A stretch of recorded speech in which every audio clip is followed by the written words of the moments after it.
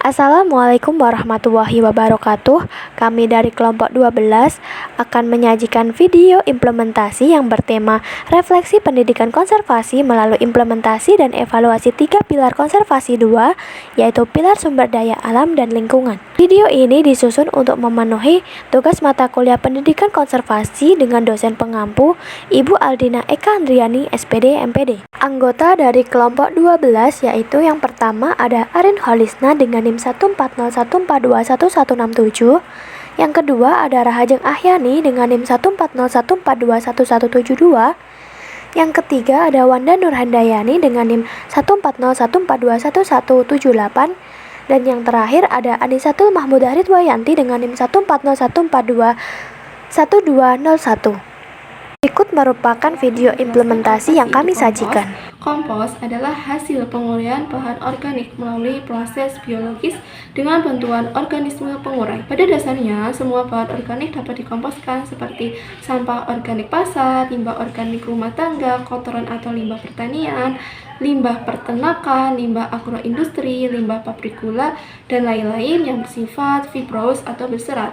Sedangkan bahan organik yang perlu dihindari sebagai bahan baku kompos ialah bahan organik yang memiliki kadar air tinggi seperti buah semangka, melon, mentimun, dan tomat karena akan mempertinggi kadar air pada kompos. Pembuatan kompos dari bahan organik merupakan contoh pengimplementasian konservasi terhadap sumber daya alam karena dengan dibuat kompos, sampah organik yang ada di sekitar kita menjadi berkurang dan memberi dampak positif bagi tumbuhan. Kelebihan kompos yang paling terkenal adalah memperbaiki struktur tanah. Sementara itu, tugas utama dari kompos ialah menjadi sumber makanan bagi tumbuhan agar mampu tumbuh dengan baik dan menghasilkan buah. Sehingga selain mengurangi sampah organik di sekitar lingkungan, ternyata dengan pengimplementasian kompos sebagai konservasi sumber daya alam dapat mencegah tumbuhan tidak mati. Kegiatan menanam pohon merupakan sebuah kegiatan yang mengimplementasikan pilar konservasi sumber daya alam dan lingkungan. Penanaman pohon sendiri merupakan bentuk kepedulian kita kepada alam dan menjaga kelestarian alam. Kegiatan menanam pohon membawa dampak baik bagi lingkungan maupun bagi kita.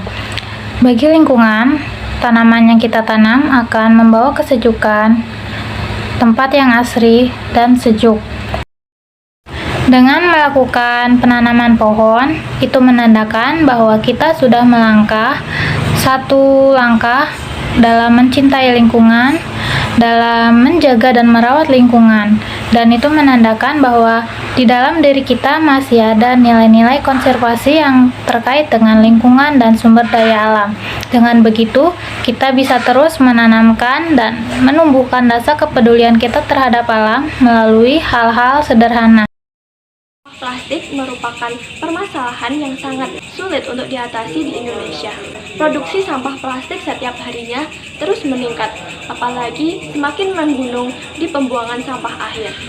Oleh karena itu, upaya yang dapat kita lakukan sebagai generasi muda yaitu untuk mengimplementasikan pilar konservasi sumber daya alam dan lingkungan, yaitu membuang sampah plastik atau botol bekas di tempat yang disediakan seperti bank sampah yang nantinya akan digunakan untuk didaur ulang kembali dan menjadi barang yang lebih bernilai guna. Pemberdayaan bank sampah di lingkungan sekitar itu menjadi suatu hal yang dapat ditiru oleh lingkungan lain sehingga dapat mewujudkan lestarinya suatu sumber daya alam dan lingkungan. Barang-barang yang ada di bank sampah nantinya akan didaur ulang untuk dijadikan suatu barang yang memiliki nilai guna yang lebih baik. Upaya selanjutnya yang dapat kita lakukan untuk mewujudkan implementasi sumber daya alam dan lingkungan yaitu dengan menggunakan botol tumbler atau botol yang dapat kita gunakan berulang kali sebagai pengganti botol plastik yang hanya dapat digunakan sekali pakai. Upaya yang dapat kita lakukan untuk mengurangi sampah plastik adalah menggunakan tote bag atau tas kain pada saat kita berbelanja. Contohnya saja seperti di kota-kota besar pada saat ini, di supermarketnya itu sudah tidak menggunakan plastik untuk proses bungkus-membungkusnya. Nah, di sana biasanya sudah disediakan kantong dari kertas ataupun tote bag yang bisa dibawa oleh para pelanggannya. Implementasi pilar konservasi sumber daya alam dan lingkungan lainnya yang dilakukan oleh UNES adalah kebijakan nirkertas. Nah, kebijakan nirkertas ini bertujuan untuk mengurangi penggunaan kertas. Contohnya, pada saat mahasiswa ataupun dosen dalam mengirimkan dokumen-dokumen sudah tidak lagi menggunakan kertas.